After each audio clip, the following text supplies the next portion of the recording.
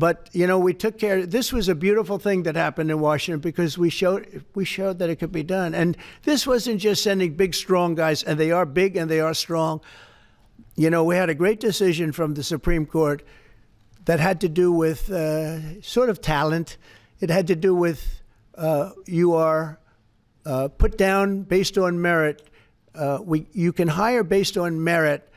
So merit for a soldier or for a policeman is strong, physically fit, having a certain ability, not a person that is woke and got the job through woke, but wasn't strong enough to lift a gun out of the holster, et cetera, et cetera. No, I looked at the police. As you know, last week I went over, we had a meeting there had to be 300 people, and they were all very impressive looking. And when the bad guys see them, they're not going to do a thing. And so I'm very proud of Washington. It serves as a template, and we're going to do it elsewhere. But Chicago is certainly going to be high. I would love to have him call. I would love the governor of Illinois. I'd be honored to take his call.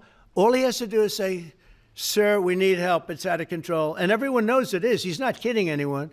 I would love to have, I would say, Governor Moore call, because I watched him over the weekend trying to explain that Baltimore, what they need is housing.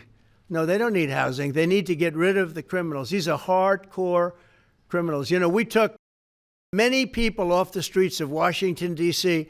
They're hardcore. They're not going to be good.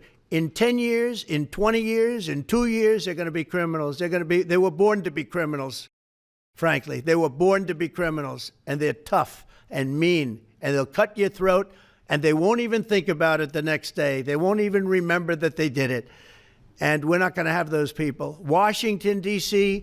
is now a safe zone. It's a safe place. And you can walk, Katie, you can walk right down the street with, by the way, one of the biggest human beings I've ever seen, which is her husband. He was a football player for like 11 years in the NFL. He's a big person.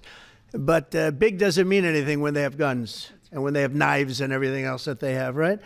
But you can walk right down the street, even by yourself, and you're totally safe. Washington, D.C. is a great thing. Yes, ma'am, please. Mr. President, as you're calling on Democratic leaders across the country to work with you on crime, do you see your efforts here in D.C., including, for example, working with Mayor Bowser here as a model for bringing more bipartisanship in matters not only with crime, but also issues that matter to everyday American people's lives? So Mayor Bowser's been great. She could have taken the thing, and then after I clean it up, they'll take credit for it. You know what they do is they take credit. Like, we cleaned up Los Angeles. We did a great job there. And it was overwhelming what was going on. And again, the police chief made a statement that we could not have done, there's no way they could handle it. You saw what was happening out there. It was going to be a disaster. We stopped it cold. If we didn't do that, would have been a very sad day. And remember, we have the Olympics, we have the World Cup, we have all these things coming, and we have 250, all of these things coming. But I watched Newsom get up and say he's doing a great, he's not, we're the ones that did it, and that's okay, whatever it takes, but the main thing is but he got up and said, we did it. Well, he didn't want us there, and he's going to need us again because it's starting to form again. I see it. It's starting to form again. We have to maintain. It's like maintenance on an airplane. You can buy it, but you have to maintain it. And if you don't maintain it, a good plane becomes very unsafe very quickly. So it's an honor to do it. A lot of presidents wouldn't do what I'm doing. I don't need this heat. But when I watched television last night and I'm watching the news and I see that 9 people were killed in Chicago and 54 were badly wounded with bullets, I say, that's not this country. We have to do something. And I do say this, I say this very much. I'm not speaking to anybody but them right now.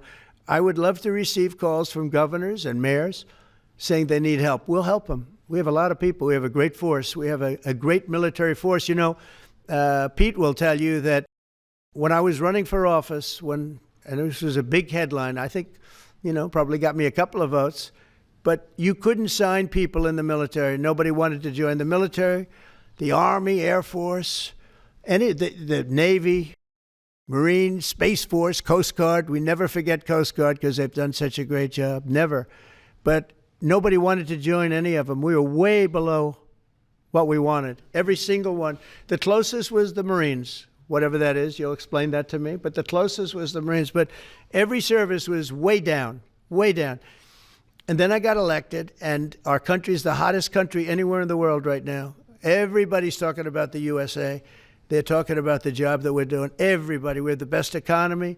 We have a very, very important decision being made by the Supreme Court because our country is the richest, the strongest, the most powerful. But if for some reason some liberal court, I'm talking about the court that just ruled, where even an Obama judge voted in favor of us, which I gave him a compliment yesterday, as you know. I said that took great courage.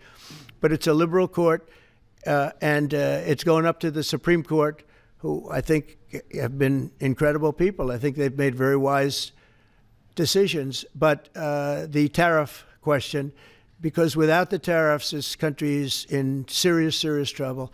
We've taken in almost $17 trillion of investment is coming in. Most of it is coming because of tariffs. And if for some reason somebody wanted to be politically correct, I actually think it's unpolitically correct. I think politically correct is to approve it because there's nothing so popular as what's happened to our country. Our country is doing so well.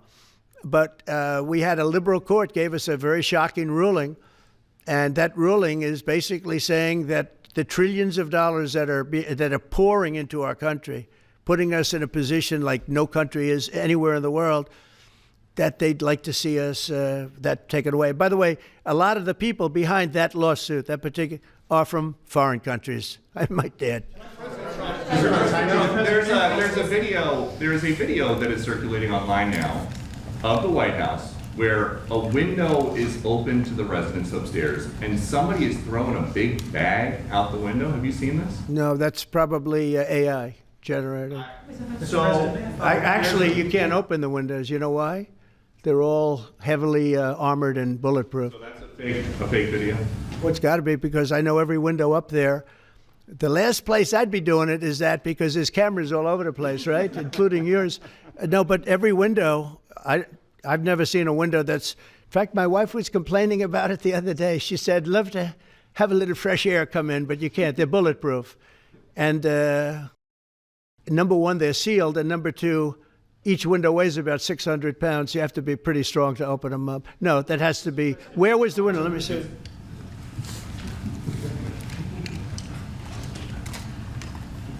Maybe from the renovations. Which is the window? It looks like this is on the 15th Street side, I think. Yeah. So right here. Yeah, those windows are sealed. Those windows are they're all sealed. You can't open them. What you were saying regarding the federal. It's the kind of thing they do. And one of the problems we have with AI, it's both good and bad. If something happens really bad, just blame AI. But also they create things, you know, it works both ways. If something happens that's really bad, maybe I'll have to just blame AI. But there's truth to it because I see so many phony things. I saw something as I was growing up from the time I was a baby till now. I said, who did that? It was AI generated. So it's a little bit scary, to be honest with you. But those windows are all very heavily sealed. Thank you, Mr. President. Just want to follow up with what you were saying regarding that federal appellate court that ruled against you and your administration as it relates to your ability. Well, they ruled against our country, the court, and they ruled against us before. It's a very liberal court. You called it highly partisan in your Well, it social certainly media is. It certainly and in is. fact, it was along ideological lines, 7-4. Well, except that we actually got one of the Obama judges that was appointed by President Obama voted in favor of the tariffs because he felt it was imperative for our country to thrive and survive even. And I gave him credit. I said, you know what? That took a lot of courage for him to do it because you don't see that often. So my question is, I suspect you're going to appeal that all the way to the Supreme Court. Well, we already have, yeah. In fact, we're doing something else. We're going to be going to the Supreme Court, we think, tomorrow because we need an early decision. I mean, look, the financial fabric of our country, we're a rich, incredible country right now. And we're able to, you know, other countries use tariffs on us for years, and we never did. I did a lot during my first term, but then we had COVID and we had to focus on other things. You couldn't be tariffing Italy, Spain, France, as they were dying by the thousands and millions. But we did with China, and China paid us billions and billions of dollars, and I started the process, but then I had to end it a little bit because of COVID. We focused on that. But no, it's a very important decision. And frankly, if they make the wrong decision, it would be a devastation for our country. We've taken in trillions of dollars. And by the way, all these countries signed agreements. As an example, they're all happy. Everybody's happy. But some whack job put in a lawsuit. It went before a very liberal court, and the liberal court ruled, it was 11, they ruled 7-4, with one of the most liberal of them all voting in our favor because they're patriots. I think I give tremendous credit to that judge. And now it's going to the Supreme Court. Now we're going to be asking for early admittance. We're going tomorrow, and we're going to ask for an expedited ruling because, when you look at the stock market's down today, the stock market's down because of that, because the stock market needs the tariffs. They want the tariffs.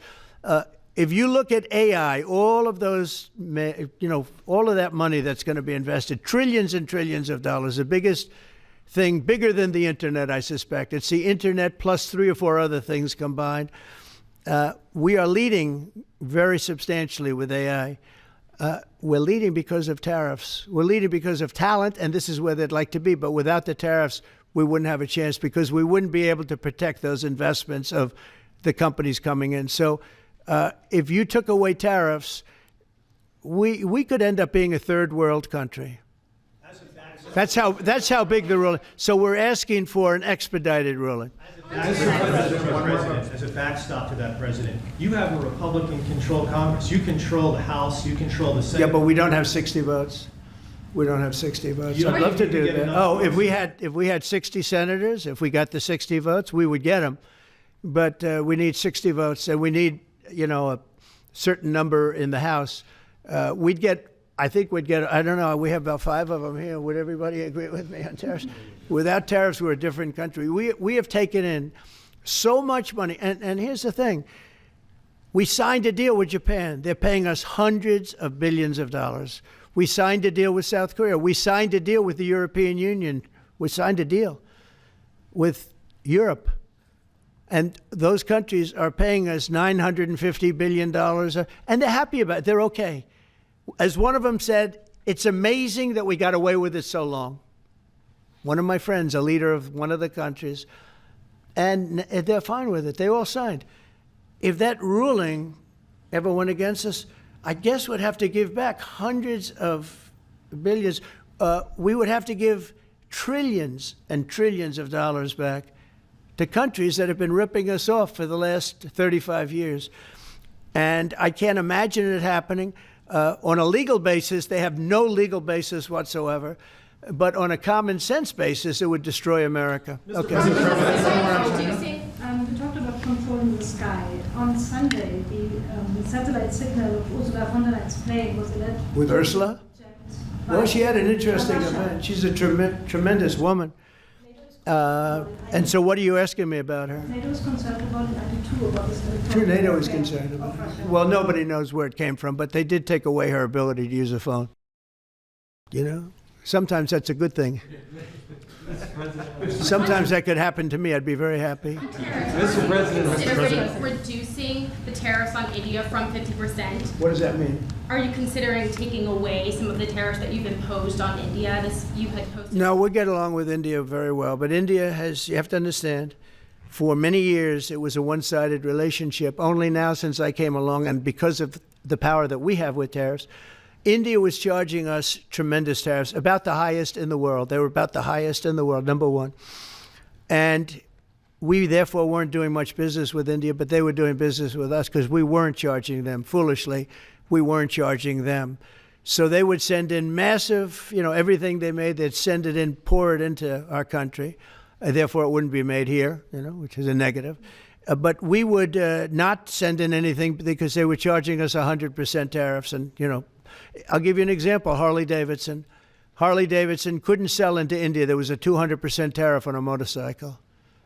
So what happens? Harley Davidson went to India and built a motorcycle plant. And now they don't have to pay tariffs. Same thing as us.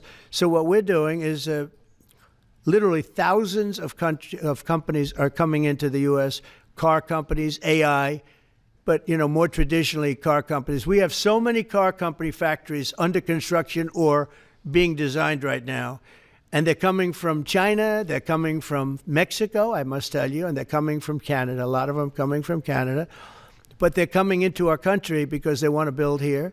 And they want to build here for two reasons. Number one, they'd like to be here. And number two, the tariffs are protecting them. And number three, they want to avoid paying tariffs. When they build their cars here, they don't have any tariffs to pay.